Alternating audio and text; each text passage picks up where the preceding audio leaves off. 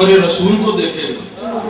قبر رسول پاک کو جب آسمان دیکھے گا تو وہ رونا شروع کر دے گا۔ انہوں نے ایسے کیا، انہوں نے سراغ کیے، جب قبر کی زیارت آسمان کو ہوئی تو اس نے وہ برسنا شروع کر دیا، اور کہتے ہیں اتنی بارش ہوئی کہ کوئی کسر باقی نہ رہی، اور اس سال جو ہے بے شمار فصلیں ہوئی، گھاس اگی اور اونٹوں نے خوب کھایا اور بڑے موٹے اونٹ ہو گئے، اور چربی ایسے پتہ چلتا تھا کہ ان کا جسم پھٹ جائے گا چربی سے، اور اس سال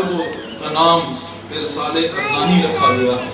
تو یہ بھی ہے کہ حضرت صدیقہ رضی اللہ عنہ یہ خاتون تھی، اور ان کو بھی اللہ پاک نے کس قدر علم عطا کیا تھا کہ بارش نہیں ہو رہی، صحابہ جاتے ہیں، ان کو پتہ تھا یہ بارش اس وقت تو نہیں ہو رہی تھی، اب جو آنا تھا بارش کا یہ غیب کا علم تھا کہ ہوگی یا نہ ہوگی۔ تو اب جب سامنے اگر آثار ہوتے تو صحابہ بھی دیکھ لیتے اور بھی دیکھ لیتے، تو کسی کو نہیں علم، لیکن زوجہ رسول صلی اللہ علیہ وسلم اور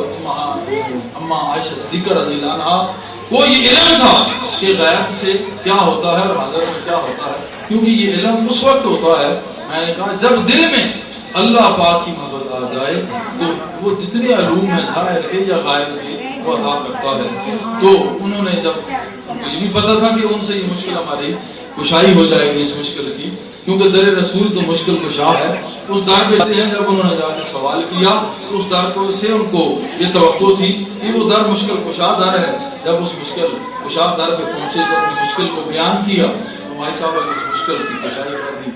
مشکل کشائی ہو گئی۔ جو ہی انہوں نے وہ سراغ کیے، آسمان کی نظر حضور علیہ السلام کی نالہ پاک کی طرف آئی، اس نے رونا شروع کر دیا، اس قدر برسا کہ جتنی وہ خشک سالی تھی وہ ایسے سیراب کر دیا کہ اونٹ اس قدر پل گئے، اس قدر وہ موٹے ہو گئے کہ پتہ چلتا تھا کہ ان کا جسم جو ہے وہ چربی سے پھٹ جائے گا، اور اس سال کا نام ہی سال ارزانی رکھ دیا کہ ہر ایک چیز عام اور بہترین ہو گئی، اور ہر ایک چیز میں چمک دمک آ گئی۔ تو میں نے کہا عائشہ صدیقہ رضی اللہ عنہ ایک خاتون عورت تھی، خاتون تھی، لیکن جب انہوں نے اپنے دل کو اللہ کی محبت اور اس کے رسول کی محبت کے لیے مختص کر دیا، مقرر کر دیا، تو اس دل میں جب اللہ اور اس کے رسول کے جلوے جاگزین ہو گئے تو پھر ان کو یہ مقام مل گیا کہ آنے والے وقت میں کیا ہوگا، اور اللہ پاک کی دعاؤں میں کتنا اللہ پاک نے اثر رکھا تھا کہ جس طرح جناب امہات المومنین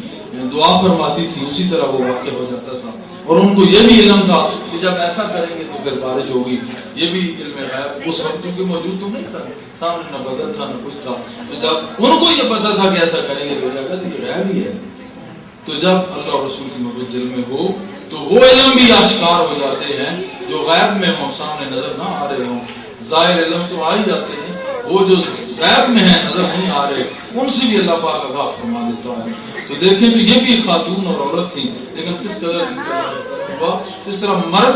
مردوں پہ جب اللہ کا کرم ہو سکتا ہے تو اسی طرح عورت پہ بھی اللہ کا کرم ہو سکتا ہے، مگر بات اپنی طلب اور چاہت کی ہے۔ جو مرد اور عورت اپنی چاہت اپنے دل کو محبت کے لیے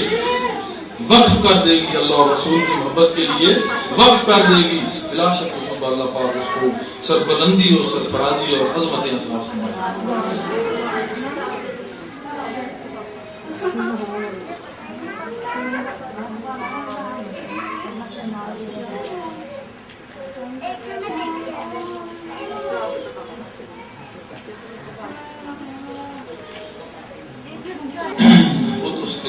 اس کو اپنے عشق عطا فرمایا، ہم لوگ خود سے کوشش کرتے ہیں، اس میں اتنی کامیابی نہیں ہوتی کہ یہ آپ کی طرف سے یہ نظر کرم ہو سکتی ہے، تو آپ خود ہی دلوں کو روشن کر کے بھیجیں۔ ہمارے بلانے کا یہی مقصد ہے کہ جو آیا ہے اس دل میں ضرور اللہ کی محبت پڑ جائے، خالی کوئی نہ جائے۔ ہم دعا کرتے ہیں اللہ پاک سب کے دلوں کو روشن ہی کرے، لیکن یہ بات ہے نا وہ میں آپ کو بتاؤں کہ کچھ لوگ جو ہیں وہ مادر ذات ہی اللہ پاک نے ان کو شروع سے ہی سلیکٹ کر کے سلیکشن ہے اسی کام کے لیے بھیجا ہے، اپنا عشق ادا کر کے بھیجی ہے۔ تو کچھ ایسے بھی لوگ ہوتے ہیں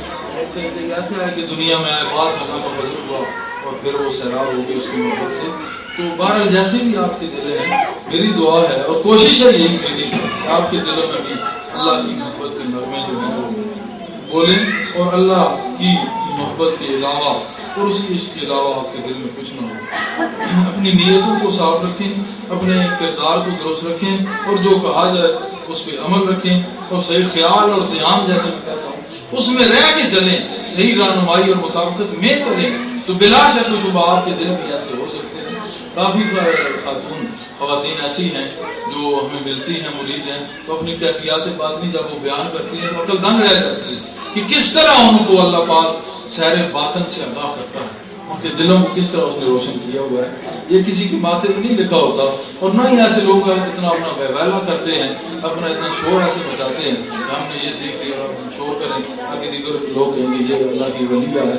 بہت ساری خواتین آج بھی موجود ہیں، آج بھی موجود ہیں، لیکن بس ٹھیک ہے، اپنا ان کا جو دوست ہے اللہ پاک ان سے راضی ہے، وہ اس سے راضی ہے، اپنی اس مستی اور اپنی محبت میں چل رہی ہے، ٹھیک ہے۔ اب انہوں نے اعلان تو نہیں کرنا، لیکن بہت سارے آج بھی ایسے دل ہیں